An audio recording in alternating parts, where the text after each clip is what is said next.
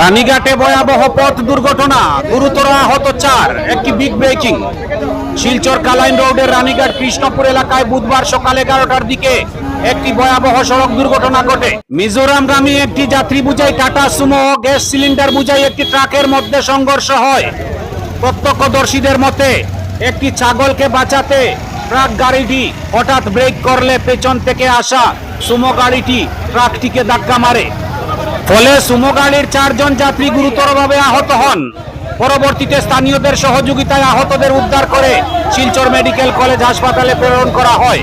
Bureau report, আমার সোনার Kaliganj.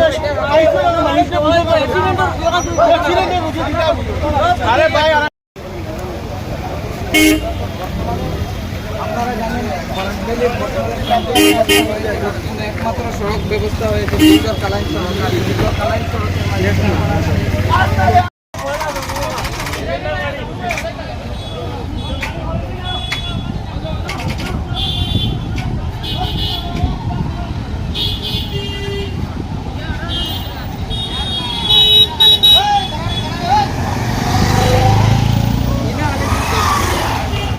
Call করছি 108 আইছে না না কয় তারা কয় লোকাল কোনো সব বিজি কোনো 108 অ্যাভেলেবল নাই। মানে কেমন সময় থেকে যোগাযোগ করতে ওই সময় থাকি রিপ্লাই কিটা দিছে? রিপ্লাই দিছে নিয়ারেস্ট অ্যাম্বুলেন্স নাই নাই নাই।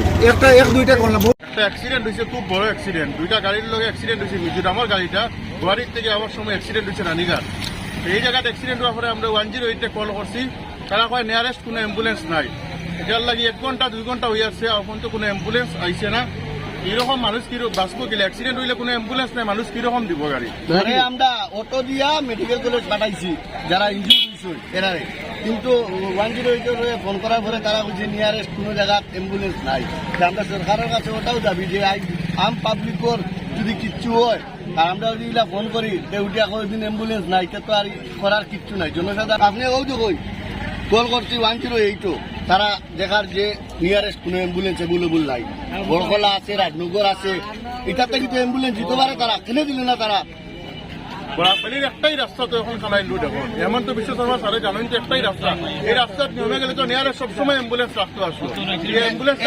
এরপরে এরা ওই লাগি মিজোরাম স্টেটের মানুষ, বাইরে স্টেটের মানুষের কোনো ফেসিলিটি পেয়েছে না। এখন এটা কি করা যায়? এখন